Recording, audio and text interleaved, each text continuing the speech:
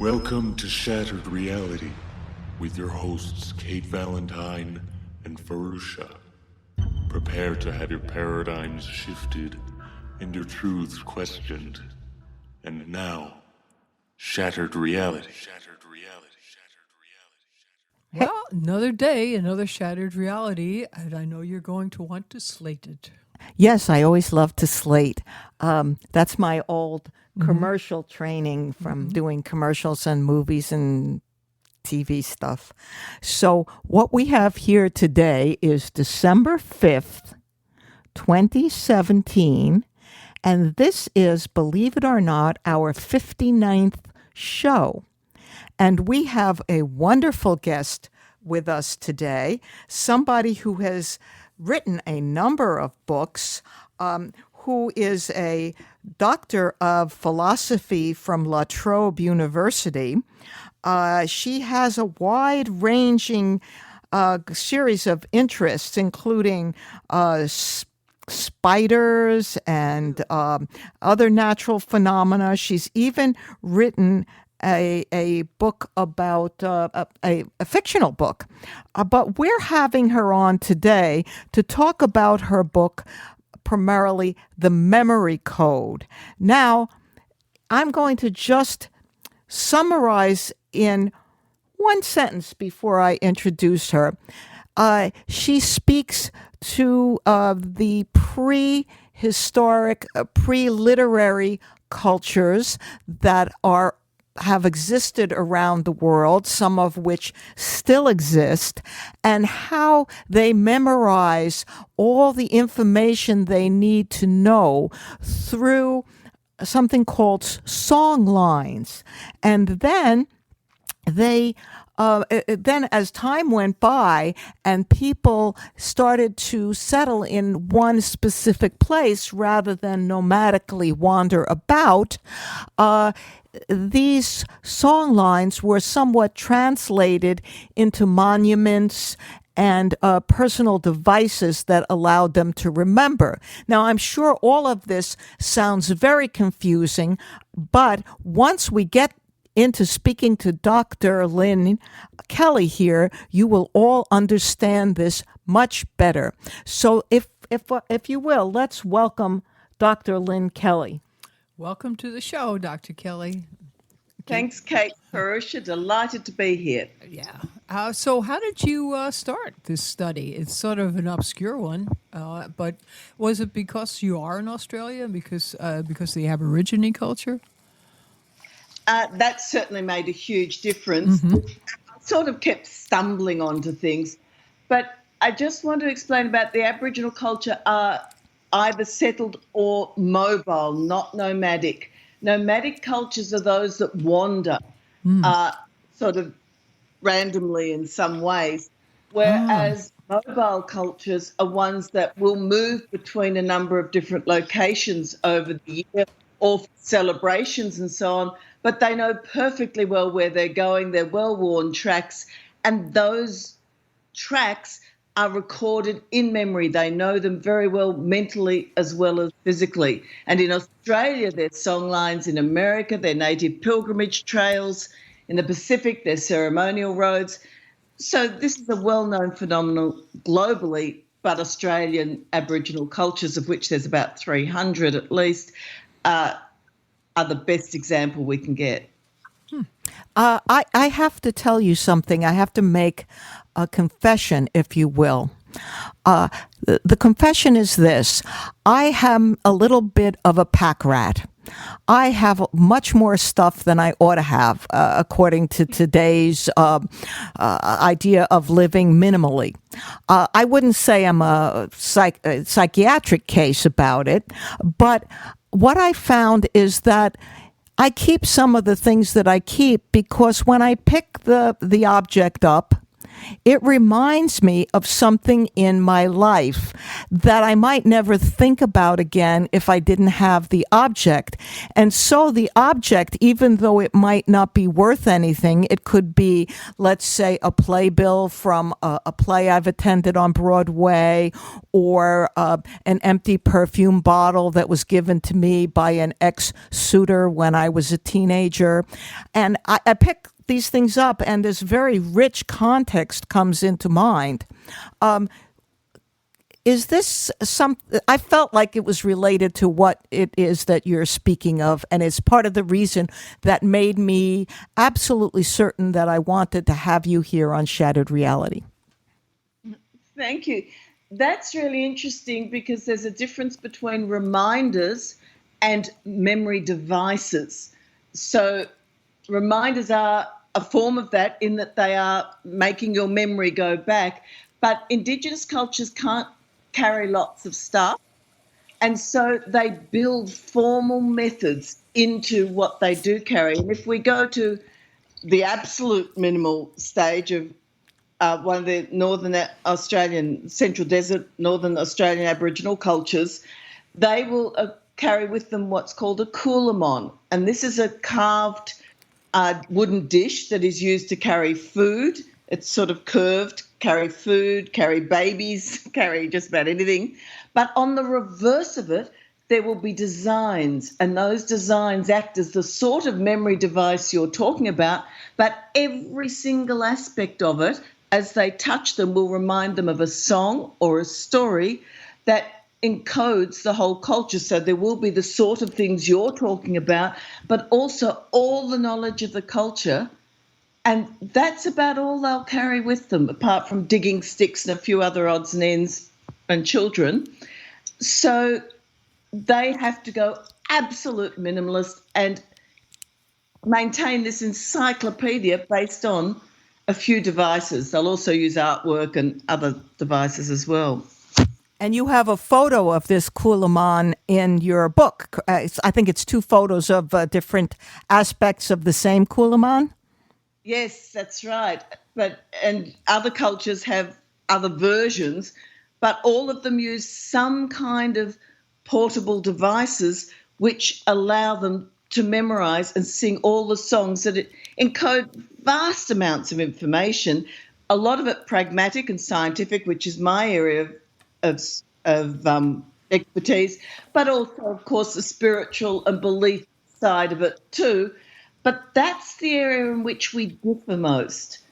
The areas I've looked at to understand this system are the things where we agree. So a kangaroo in Australia goes boinga-diddy, boinga-diddy, whether you encode that information in writing, which would be a bit hard because I can't spell boinga-diddy, or in terms of the stories and the dances that tell the behaviour of a kangaroo.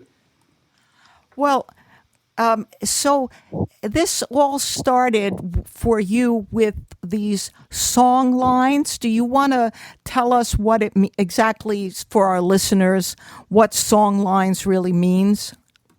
Right, exactly. They're critical to what I'm talking about. But it started for me before that. I was looking into behaviour. One thing I write about is animal behaviour. And I was wondering whether writing about Aboriginal stories or Native American stories would make me see the behaviour of an animal more differently, more thoroughly, which of course it did. But as I started doing that, I started realising the vast amount of information they're actually storing. So the Navajo, for example, there's one study that shows that they have recorded the identification of behaviour and habitat and so on of over 700 insects, and that's just insects. Add in all the other animals and you're up to 1,000, then add in the plants and the navigation. It's turned out to be this vast amount of information, and I couldn't memorise anything. So I started asking, how on earth do they do this?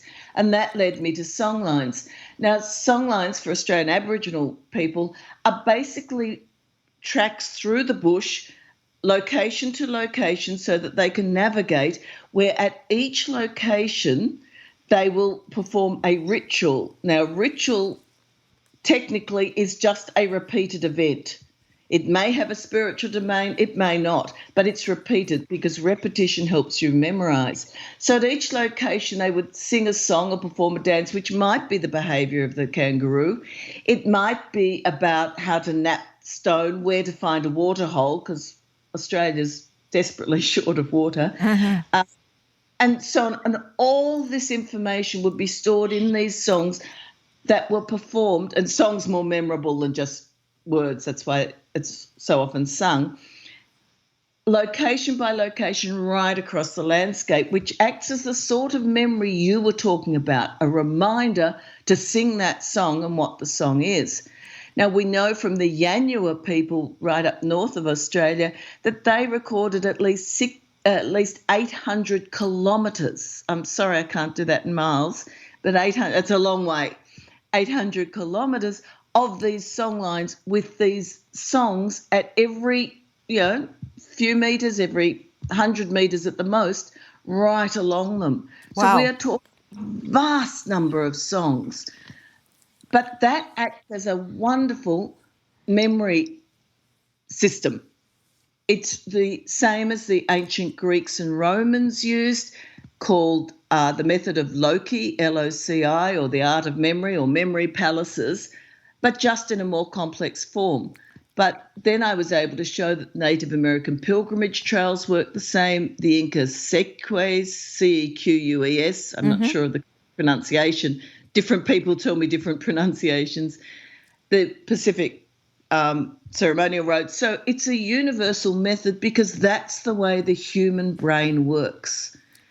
And it's phenomenally powerful. Very interesting for sure.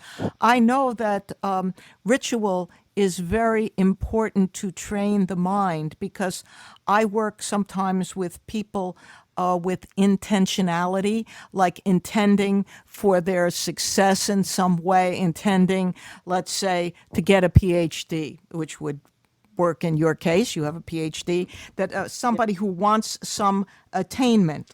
To this moment, we're going to just use Ph.D.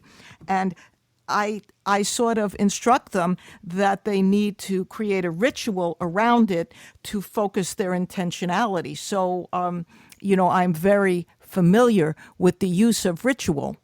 Absolutely. Yeah. I've got lots of examples of that because it does focus you. I just trained for the Australian Memory Championships where you memorise shuffle decks of cards and all these terrible things, but you again use memory palaces. And I put on earphones to concentrate. I don't know how much they cut out the world, but the moment I put them on, this is the task I'm working at. Before I write, I always write something in a journal. That ritual focuses you. I think that what you're onto is very important. Why, thank you.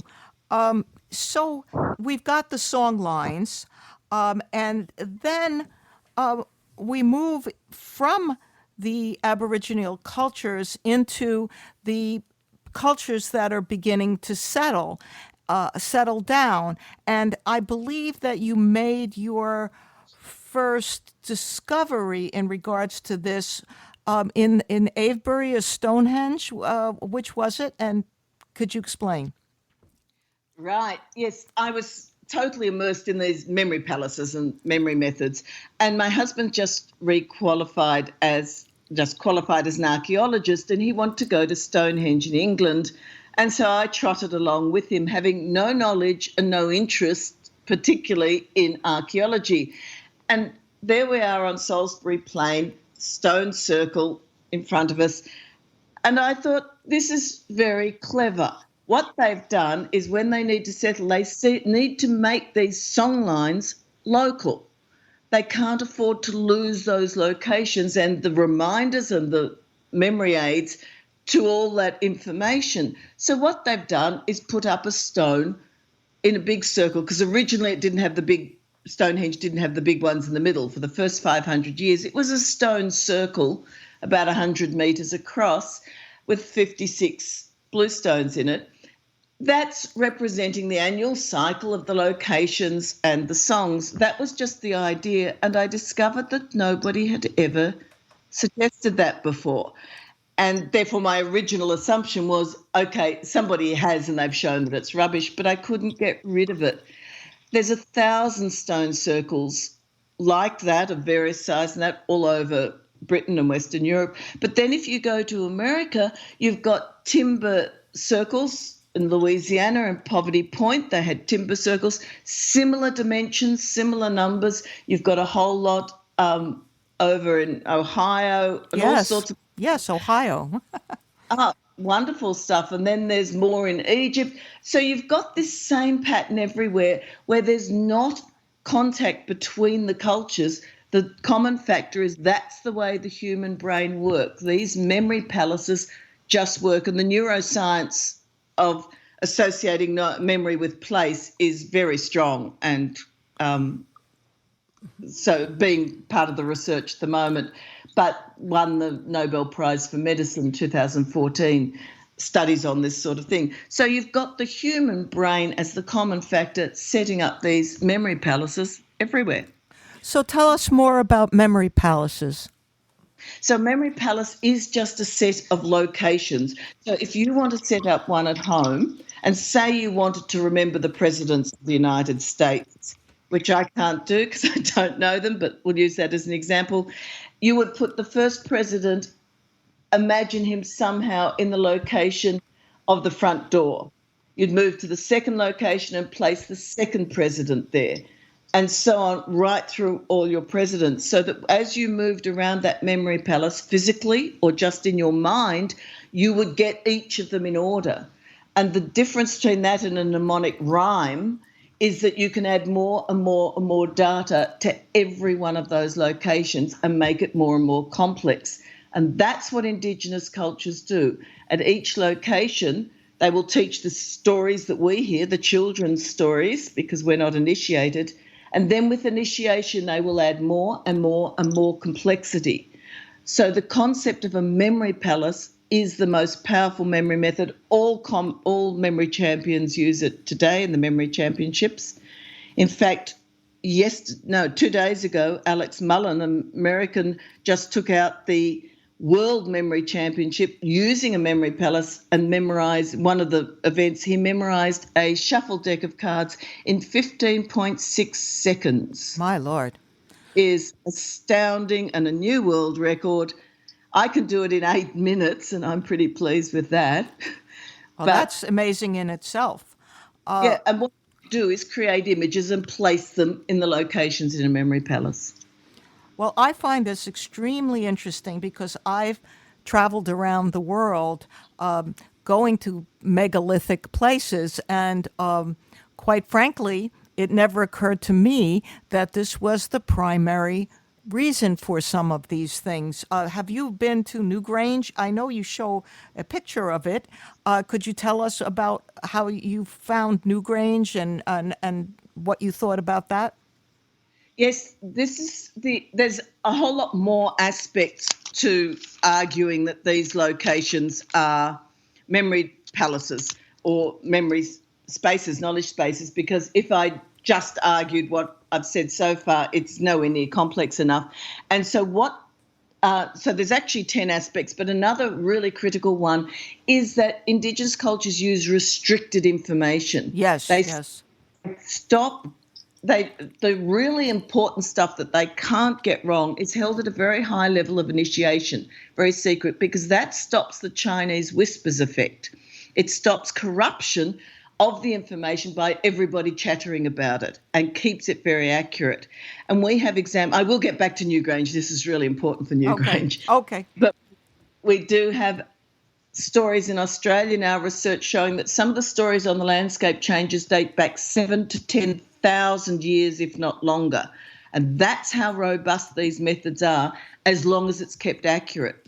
So at Newgrange and right round the world, you find restricted places. So I'm saying that what's called tombs and cairns and so on would have included bones, because they don't include many, in fact, at Newgrange they have very little evidence of it, but they still called it a tomb, of these secret passages which would have been restricted performance spaces. The acoustics in them are stunning. There's the artwork that would act as a memory device, but also only those initiated would have been allowed in there in order to ensure that this information was kept accurate. But at Newgrange, you've also got a circle of stones around it, of standing stones. You've also got the stones right around the perimeter on the outside, which are decorated. Yes, they are. That acts as, each one quite different. Those would act as a set of memory locations, as would the circle of stones around it. And then the highly restricted information would have been kept in the restricted locations, just as the Native American sites have their locations. They have lodges, and it depends which culture you're talking about, but restricted areas and initiation into that information. So at Newgrange, you have the restricted and the public knowledge. You have performance spaces outside and inside, acoustic enhancement, astronomical alignments, because that enables you to maintain a calendar, which is absolutely essential for ceremony as well as for agriculture and hunting and resource management. And I learnt most about that. Australian Aboriginal people are really good on this astronomical alignment, but your Pueblo people are absolutely extraordinary in the level of astronomy. Mm-hmm, mm-hmm. Their knowledge and the way they maintained corn through mythology, through story, but also really clever planting of corn of multiple species, varieties, colours, so that they didn't cross-pollinate. They kept them pure for hundreds of years, which enabled them to survive in harsh conditions. So all this sort of information has to be held, and it has to be held accurately. Yeah, it is quite fascinating, having been down to the Chaco Canyon area and having traveled around through there. I know that you don't put a lot of emphasis on the spirituality of this situation, but I found it in many cases to be overwhelming myself at Newgrange and in Chaco Canyon and at various other sites. As I said, I have gone around the world. Unfortunately, have not yet made it to Australia or Easter Island, but they're on my list. They're on my list to go to these places as well. So, yeah, I find this very, very fascinating, and I'm wondering if you have interacted at all with the acoustic people out there, because of the last 4 or 5 years in doing my own research, both for Shattered Reality and my blog, I found that there's a lot of new research on the quality of acoustics that can be found in some of these cairns and megalithic sites. Absolutely. The acoustics is one of the major signs, because acoustic enhancement makes stuff more memorable. I don't go into the spiritual side because I don't have any expertise in that area. I acknowledge it's important. I did come from a hardcore skeptical scientific background, but I acknowledge that at Chaco Canyon, the impact on me emotionally was something I hadn't predicted and didn't expect and can't explain. And at the Petroglyph National Monument near Albuquerque, I had the same reaction. So I'm not denying those sides. I just don't have the expertise to talk about them. But the acoustics is absolutely critical, and that's one of the things that, if you look at the megalithic sites, in particular in the chalk, where they could cut these great big deep ditches around the henges. So we're talking Stonehenge, where the ditch was about 2 metres deep at times, but Avebury and Durrington Walls, the much bigger henges, the ditches were up to 10 metres deep, cut into chalk, going for a kilometre. Now, if you can visualize yourself in a chalk white stone ditch, 10 metres deep with flat bottoms, they're not defensive, the acoustics in there must have been extraordinary. They were performing in the ditches. That's why they put so much effort to it. You're talking 1 million work hours. They didn't do this for no reason or just to show off. They did it because the weather in England's terrible, so they must perform the ceremonies. And so they did a ditch deep enough to perform in, to protect themselves from the weather all year round. But they will have found that the acoustics would be extraordinary. It's like you're singing in the shower, gone to umpteen extremes, because stone reverberates and reflects, and you'll get interference patterns, all sorts of things, the same as they're finding in the cairns, the stone cairns such as Newgrange, and lots of them have incredible acoustics. Yes, yes, they do. This. Sorry, I can go on for hours about this because I sat in. There's one on Orkney Islands, the islands right up the north of Scotland, where they think a lot of this Neolithic architecture started. And on the island of Hoy, there's a cairn called the Dwarfy Stain, because it looks like a little tomb, but it's a big rock, and they've carved out May I interrupt you just for a second? Having been there, stain is Scottish for stone for our listeners out there. I'm sorry to interrupt you, but just to make things clear. Go ahead. I'm so sorry, Lynne. Have you been to the Dwarfy Stain? I've been to the Orkneys. I've been to Skara Brae. I've been to. I don't think I've been to the Dwarfy Stain, but I've been to the Hill o' Stains, just across, which is in Scotland on the mainland, but not too far from the Orkneys, and it is more like the Norman group of stones. It's not a stone circle in my recollection. It's more like being in Carnac in Normandy. Wonderful, Carnac. I'll try and keep on topic. If you went into Unston Cairn, the little cairn right in the middle of the mainland, the acoustics effect in that are huge. But the Dwarfy Stain is just this massive stone, 20 metres long, and they've carved out this bit, and if you sit cross-legged in it, it's very comfortable, and chant, the acoustics are extraordinary. And yet reports on it never mention the acoustics. They talk about all sorts of other things, and it's quite extraordinary. So I sat in all sorts of these things and chanted away and got these effects. But that would make the performance more dramatic and therefore more memorable of the songs. And what was critical was to remember all this information, because it's not written down.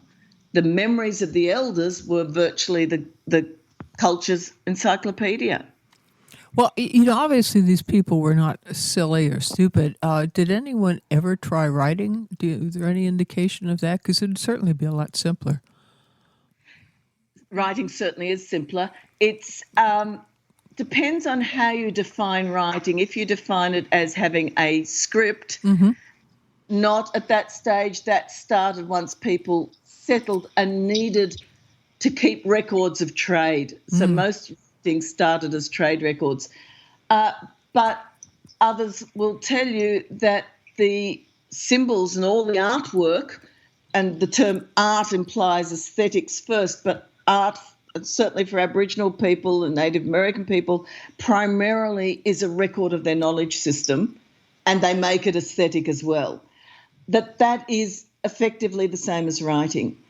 So it just depends what you call writing, whether they're right. So then if you look at the Inca people who didn't have a script, but they did have a knotted cord device called a kipu, sometimes spelt Khipu, sometimes Quipu, and those knots could be read. They're now showing that they're more than just numeric records, they're actually narrative records. They say that that's a form of writing. So it just depends how you define writing, but not a script, no. Well, those kipu it seems to me, when I was reading in your book about those, it seemed to me my mind just started to roll along, and I thought that would be an excellent way to illustrate genealogy. Absolutely. And genealogy is one of the most complex areas that all Indigenous cultures keep. And they keep genealogies for a number of reasons, partly for hereditary in those that have chiefs and so on, but in Australian Aboriginal cultures, in resource rights and resource responsibilities. It's both, because the Aboriginal people will, if your totem is a particular animal, it's your responsibility to ensure that it is not hunted out, that it's looked after and so on. So the resource rights and responsibilities are held within these genealogies and the relationships to each other. And it's extremely complex. At the beginning of this research over a decade ago, when I was pretentious younger thing. I'm not young now, I wasn't young then. I asked one of the linguists that's working with an Indigenous culture in Indonesia, why do they keep such complex genealogies? Because we know about genetics and inbreeding, but obviously they wouldn't. And he asked one of them, and the guy said back to him in their language, for resource rights, hereditary rights, relationships. And then he said, but don't you white fella know that if you marry somebody close, you'll get children with 6 fingers? And that's just a metaphor for you will get inbreeding errors. This assumption that their knowledge is limited is really a result of we look for literacy. We don't look at orality. We don't look at knowledge and complexity because it's stored in a form that we're not familiar with. Well, one of the things that's interesting, they say when the bomb drops and all of the support of modern culture goes away, most people will starve to death because they have no knowledge of agriculture. So what you're saying is that in an undeveloped world, knowledge of agriculture and how to find various meats and how to hunt was certainly crucial and much more important than, I don't know, whatever we have today. Absolutely. And there's a number of studies that show that these survival techniques for extreme cases, and you're drawing on knowledge that could be 100 years ago, if not longer, because they haven't had a severe drought for that long, that sort of knowledge is held in the very highly restricted information. So it will include things like that plant over there that you never go near because it tastes horrible. If you do this, that, and the other to it, it is edible and it will keep you alive. You won't like it, but it'll keep you alive. Don't touch that one over there. Nothing you do will make it safe. That sort of information is held in these very highly restricted levels. Trade agreements between different cultures. If we're starving, you'll help out. Those sorts of things are kept at very highly restricted levels because the information comes from generations back and you don't want to start experimenting with that again. You could lose a lot of people if you eat the wrong thing.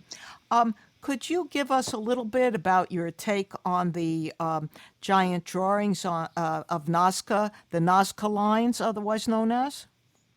Absolutely. My attention to those is drawn by one of the Native American researchers at the National Museum of the American Indian in Washington, because she was saying that the patterns are similar to what you get with Native American patterns.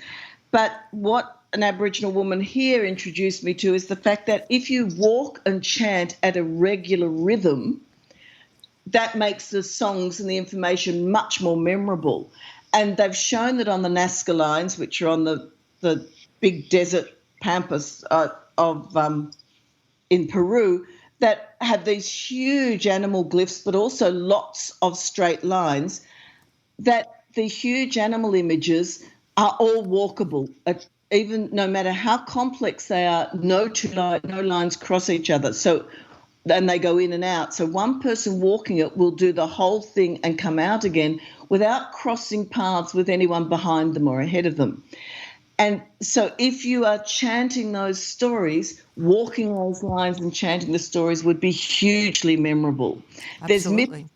There's myths in the falsehoods term, not Indigenous mythology term. There are myths about them that they can only be seen from the air, therefore they must have been aliens or balloons. It's all not true. They can be seen from the little hills, but the evidence is very clear that they were designed to be walked, whether they even wanted to see them, because the same patterns are on the pottery, but without that detail of being able to walk it. So these are the animals that were the characters that told their stories that formed their oral tradition. Well, some of the people of those tribes are still with us. Do they have any memories themselves? Today's descendants of those people? There are a few, and the stories, this is why Australian Aboriginal cultures are so useful for this sort of research, because we're looking at a 40 to 60,000 year continuous culture and few locations where the contact was very recent, certainly only last century. You have got the traditions intact, but not a lot, because as soon as you get contact with literacy and with Western culture, it's just so much easier. Why would you go to so much work? So they're having a lot of trouble getting the youth to do all the training, and it's years and years. There's evidence from all over the world that you're looking at 10 years, 20 years of intense training to get this full body of knowledge, and nobody's going to do it when you can just write it down. Well, but that's true with today's fields of interest. I mean, certainly for a good chemist, it takes a good 15, 20 years to learn all of the ins and outs, and that is written down, but you still have to put it in your mind as well. Absolutely, yes. And that's why with writing you can go to much more depth in a given discipline, whereas the Aboriginal elders had to retain the entire knowledge system, all the different disciplines. Once you start settling, if you look at the Native American cultures, there you get specialists in the different, the Corn Society, the Snake Society, Medicine Society, and so on. And that stops anyone completely controlling the information because the cultures I look at are egalitarian, those that do not have individual wealth. Because in those cultures, knowledge was power. Controlling information was the control of power. And there's built-in systems in Africa, America, everywhere, to stop anyone exploiting that power. Whereas as soon as you get individual wealth, the knowledge experts become servants to the wealthy leaders. So in Africa, you get the griots who will recite all this information. They're powerful, they're wealthy, but they're not the absolute bosses. And then in the Neolithic, you'll move into the Druids, who are... Yes, the Druids. Stonehenge. They are your knowledge elite. They are using these methods, but they are no longer the absolute power because violence and wealth is more powerful than knowledge. Do you think that these, particularly the Druids, do you think that there are persons today in secret societies who continue to have special knowledge that may have been passed down basically from the time of the Druids, from the time of Merlin and King Arthur? I mean, there have been secret societies across Europe and in the Far East as well. I can't really speak anywhere nearly as well as you can on Australia, but in terms of Great Britain, Europe, and the Far East, there still remain secret societies. It's certainly possible. If they are using these methods, they're extremely robust. I don't have evidence of that because as soon as the cultures settled and were no longer materially egalitarian, I stopped looking at them. I have talked to experts on the Druids when I've been in Britain, and they've asked me to hypothetically take my systems forward 1,000 years, and they say that it certainly matches the archaeology, but I don't have the expertise to look at that. I'm certainly looking at that now, but the artwork is certainly a memory aid, and that's been shown right into the medieval and Renaissance times, and certainly the Druid and Celtic. You've got all sorts. There's so much. My poor brain can't cope with it. You have to learn a new song. That's why.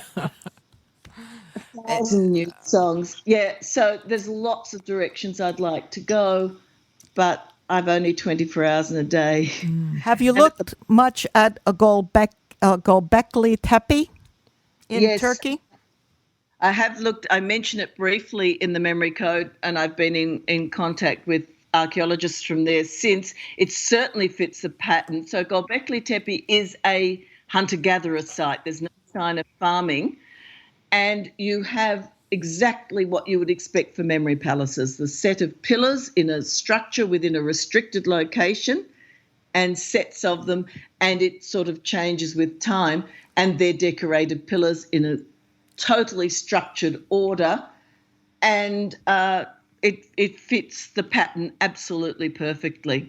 It's incredibly sophisticated for something that was built over 12,000 years ago, even though they don't have obvious language there that in the sense of literacy as opposed to orality. It is incredibly sophisticated for a hunter-gatherer society and includes animals that we no longer know of. True? That's right. And the thing is that we assume that hunter-gatherers didn't have the same intellectual curiosity that we do. And obviously they do, because they're human. And so of those Navajo 800 insects, they only ate about 10 of them. Ate about one of them, the cicada. About 10 were gnats and things like that. All the rest were known because they liked knowing, and they used them as metaphor. We have studies in Australia that show that stories were traded, because it's information, just like we pay for education, traded right across the country. And so people in the very south of the country could talk about animals from the north and describe them. So a lot of cave art is of animals that did not occur in that area, because it's knowledge. And just as you probably know about giraffes but don't have them locally, that's human brain is curious. Absolutely. And I totally agree with you.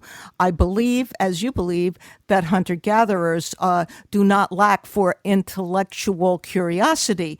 My only point about Göbekli Tepe that seems to me different than other hunter-gatherer societies like those in Africa and Australia is the level of the competency in the sculpture and the artwork seems to be at another level. It just seems like it's gone to another place that I'm not an archaeologist, so I can't say whether these people were hunter-gatherers or not, but their remains there, their monuments seem much more like Greek or Roman monuments or Egyptian monuments than they do like hunter-gatherer monuments. I am not an expert, so forgive me. It's not in the sense of an argument, only how I see it. Yeah, I can see what you're saying, but if you look at the artwork of the Luba people of Africa, it is staggeringly beautiful.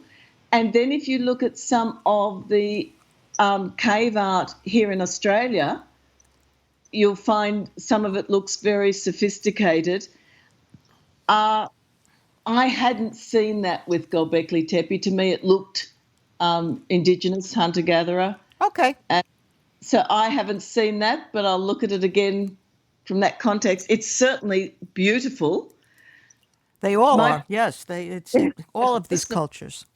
My personal reaction to the carvings of the Luba people, and they're from West Africa, and they have this stunningly beautiful carving. But it's also through them that I understood about these portable devices, because they use a handheld device known as a lukasa, Lukasa, that a memory board that once I started reading the research on it, because some of the American anthropologists were initiated to the first levels of it, I frankly didn't believe it, that they could encode all this stuff to a bit of wood with beads and a bit of carving and some beads nailed on and shells and things. So I grabbed myself a piece of wood, I glued on some beads and shells, and I started encoding the field guide to the Victorian birds, 412 native birds. It was 408 when I wrote the book, I think, but there's been four more moved in. Oh, my. And I could not believe how well I could encode. I now use that as a complete field guide. I have the whole 412 there in taxonomic order. So the shells represent the 82 families, and then stories encode the birds within those. So if we're out birding, I have a complete list. So my husband, we saw a bird one day that he couldn't recognise locally, which is not usual for him. And it was a honeyeater, which is our biggest family, and they're birds with little. The nearest is your hummingbirds, but it's not really nothing like it. But there's 36 of them. Wow! So I was able to reel off the 36, and he was able to do an elimination and come down to the juvenile of a particular species. So by having this complete bird guide in my head, I'm seeing patterns and things that I wouldn't see if I was doing them as individuals. So I could not believe that this device would work until I tried it. And now there's been lots of people making them in all sorts of formats and finding the same thing. These memory methods are extraordinarily effective. Am I correct in saying that you are working on another book that will be instructive to individuals such as myself or Miss Kate Valentine on how to construct a memory palace and a memory board? We have smartphones. I'd say about 90% of the emails I get, and I get a lot about the memory code, are okay, how do we actually do it? I thought it would be the archaeology, wow, new theories for the monuments, that would attract the attention. And it does, but mostly these memory methods are extraordinary. They've only not been, they're used right across the world and right into the Renaissance. So it's only the last 400 years or so of Western culture that we haven't used them, and memory champions and so on still use them.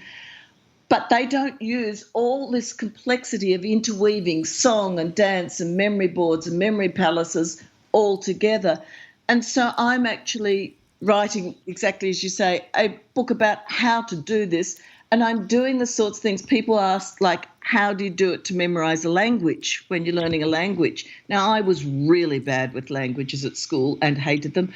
So I've gone back to doing French and adjusting the way I'm learning to draw on all these methods, and I am loving it. It's just a much more natural way to learn and more effective and more fun. So that's exactly what the new book is. Well, that is just extremely interesting. I wanted to make a funny point here about writing and today's culture, because I am struck, not being a child myself, having learned to write compositions and writing a blog and so forth. I have learned to write. I don't think I'm Hemingway, I don't think I'm great, but I am constantly struck by people under 35 who can't construct a sentence. So we may be slipping back into the pre-literate state once again. Except the pre-literate state without orality. Right. Yes, without. You've got the lack of literacy and no orality at all. So, this would be a worry. I've been working in schools, and one thing we've found, memory palaces are hugely effective, but it's the way of constructing stories and using characters. Now, the Pueblo people call their characters kachina, and they have active about 250 at a given time that dance and act out all the stories and information. So we tried this at a primary school. We didn't call them kachina because that would be inappropriate, and all cultures have these mythological characters that tell the stories. We called them rapscallions because we wanted a lively name. And so the kids each made a little character, and they also incorporated their own toys as characters and started telling the stories. And we did mathematical tables that way, but also argumentative text. And I can go on for hours about this, but argumentative text is something where the kids, children, students, whatever you respectfully want to call them, have to make. Hello? Hello? Hello? Is that ringing your end or Yeah, mine? yeah, it's our end, but not. You just continue on. Don't worry about it. Okay.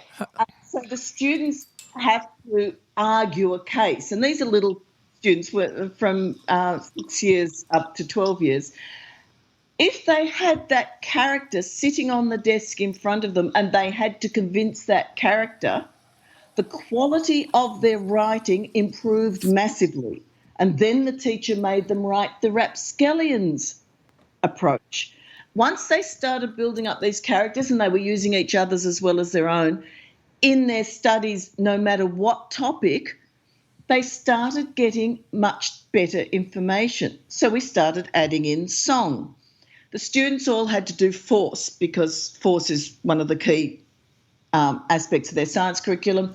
They'd all done a couple of hours of force, and I went to each student and said a week later, do you remember doing force in science? Yes. What is a force? And 3 out of the 70 told me it was a push or pull. The others said it's what sent the balloon across the room, and a lot of them said it's may the force be with you. And so the music teacher then did a little song using the Imperial March of a force is a push or a pull, and I'm doing the actions now sitting here because he put a little dance to it. They did that once then and once in assembly, not again for a week, and I did the exact same wording, and every single student told me a force is a push or a pull and did the actions. Now, until then, the teachers, every time they mentioned force and built that curriculum, were building on sand because most of the students were not thoroughly using the word force or concept as science uses it. So just that little idea of whacking it into a song and getting those definitions right can change everything. So these methods form a solid foundation, and then the higher levels of learning of analysis and theory and so on can build on that. I think that's what we're losing in education, is that solid foundation on which you can build. I think that this is really a fascinating topic, and I wish we could continue on for a lot longer. Unfortunately, we can't at this juncture. Perhaps we could have you on again when you have your next book out. However, I wanted to close with the question, because here at Shattered Reality, we are interested in edge science and frankly, paranormal phenomena and a lot of things that can't readily be explained. And one of the general topics that seems to come up is the topic of forbidden archaeology. That is the catchphrase that is used in the United States and maybe in Australia too, for all I know. But it sort of stems around things that archaeologists have told stories down through the years that this happened in Egypt and they were separated from the people in Australia and from the people in the Americas, and everybody was living in caves before the year 7,000 or something like 7,000 BC. And now we're coming to see that some of those quote-unquote facts may not be exactly the case. Now, I am not making a case for any one particular person's theories, but the question I wanted to ask you, Lynne, is simply, have you been in contact with some of these other people who are scholars in their own right, who think that archaeology, as was told in the year 1920 and perpetuated since then, might not be exactly the way it is? Well, that'd be Michael Cremo would be the main architect of that. Well, I also think of Robert Schoch and John Anthony West and people like that. I have Go ahead. been in contact with some. I'm not qualified to. I'm not an archaeologist. My field is orality. I certainly think archaeology has lacked a recognition of the intellectual side. For me, the common factor is the human brain. I don't think I'm qualified to assess that, but at the moment, a lot of archaeologists are looking much more deeper at the way the human brain works, how our emotions work, and our reaction to landscape being far more emotional than the purely pragmatic approach that's been used. But I'm far from the person that's an authority to be able to talk about those things. I still come from a fairly scientific aspect, but admit there are things that happened, like happened to me at Chaco Canyon, that I can't explain. And I'm perfectly happy to say that I don't know everything. And all the archaeologists I've dealt with, certainly in Australia, feel the same, that they've only tapped the surface. I think I agree with you, and I think perhaps, though, that you may have misunderstood me. Somebody like Robert Schoch is a geologist, and the things that he talks about are not that spiritually inclined per se, but because you had some interesting work on Easter Island, and he has done some very interesting fact-based work on Easter Island, as well as on Egypt and Göbekli Tepe. I always don't pronounce that right, but I would, and it's not about, most of his stuff is really not about spirituality, but more about the ages of these things. I would think that your work in the oral tradition, the orality, if you will, might nicely augment some of his findings. And I'm only suggesting that you look into it, perhaps. And I suggest that with all due respect to you. That sounds very interesting. I've avoided everything to do with Egypt because those cultures were all literate. So I'm looking at that now. Yes, I'll absolutely look into it, but I can't comment on something I know nothing about, I'm afraid. Well, I just throw it out there, and I think that's about. No, we have not mentioned the good doctor's book. Oh, geez. Let her mention her book and the publishers and the various places, because we have listeners in across the United States and Canada, and also in Great Britain, in Sweden, in Germany, in Switzerland, in Austria. And it's a nice new way of looking at things, too. You know, it's not the same old, same old. No, I think you've actually uncovered a very interesting and pretty unique field, and people should look into it. And I'm looking forward to your new book, so I can become a memory palace every time I look in the mirror. Just get a smartphone. The book is The Memory Code. Yeah. If anyone wants the academic version, Cambridge University Press has published that as Knowledge and Power in Prehistoric Societies. Nice. So it has the strong academic backing, but much more readable is The Memory Code, published in Australia by Allen and Unwin, in the US by Pegasus Books, in the UK and Europe by Atlantic Books, and it's available through all bookshops, Amazon, and anywhere you want, readily available. And I'd be delighted if your readers read it and let me know how they feel. Do you have a website where they contact you? Yes. If they just Google my name, LYNNE, they'll get my website straight away. Okay. Well, thank you so much for being our guest, and excuse us because we have a kind of a rough and ready conversational style, so we do interrupt occasionally, but with no disrespect. Okay. I enjoyed it thoroughly. Well, we did too. It was great speaking to you. Wish you best of luck. Thank you. I'll talk to you after the new book comes out. Okay, please do. Thanks, Lynne. Bye-bye. Bye-bye. Bye-bye. Okay, well, that was really interesting, wasn't it? Yeah. I really want to make one of those memory devices. Well, kidding aside with the smartphone and, her thesis that the human brain is what's the same through the ages. And this is why, as dependent as they were on their memory devices, people now are dependent on their phones. I think you're onto something there, Kate. I think so. I think people are alike, whether it's now or a hunter-gatherer back 50,000 years ago. We all know where to get the woolly mammoth. I'm looking for that woolly mammoth because It's in the Museum of Natural History. well, West 72nd Street. when they get that DNA from the woolly mammoth and make a new one, that's what I'm interested in. What I'd like to ask everybody is to check us out on YouTube, like us on Facebook.